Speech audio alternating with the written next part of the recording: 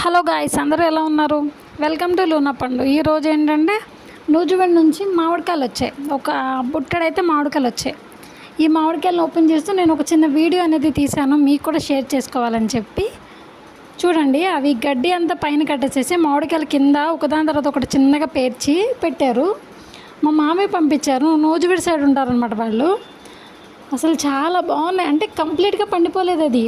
అవి ఏంటంటే డైరెక్ట్గా చెట్టు నుంచి కోసిన మామిడికాయలు అవి. అంటే ఇంకా బ్యాటరీ పొడి ఇవన్నీ వేసి పండబెట్టుకోకుండా మా మామయ్య వాళ్ళు ఏం చేస్తారంటే డైరెక్ట్ చెట్టు నుంచి తీసేసి అవి అమ్మేస్తారు, అవే పంపిస్తారు మాకు కావాలి అన్న.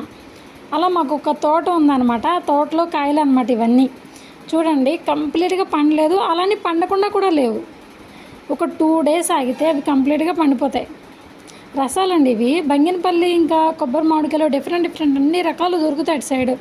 చాలా బాగుంటాయి అసలు.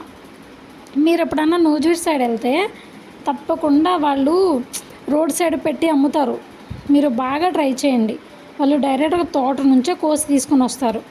భలే ఉంటాయండి తినడానికి మాత్రం. చూడడానికి చూసారు ఎంత టెంప్టీగా ఉన్నాయో, సేమ్ అంతే ఉంటుంది తినడానికి కూడా. టేస్ట్ భలే ఉంటుంది అసలు. అంటే కంప్లీట్గా ఇంకా పండలేదు కదా, కొంచెం పులుపు అనిపిస్తుంది ఇది.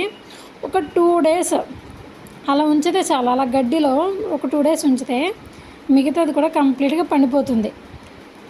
కొన్ని ఒకదాని మీద ఒకటి పెట్టడం వల్ల కొన్ని పాడైపోయినాయి, కొన్ని బెస్ట్గా ఉన్నాయి. అంటే ఒక 5-6 పాడుంటాయి, మిగతా అన్నీ పాడైపోవు. అవి మంచిగా ఉన్నాయని పక్కన పెట్టాను. ఇంకా పాడైపోయినాయి కూడా ఒక పక్కన పెట్టాను. అంటే ఆవుకు పెట్టేస్తే బెటర్ కదా, మనం వేస్ట్ చేయకోకుండా.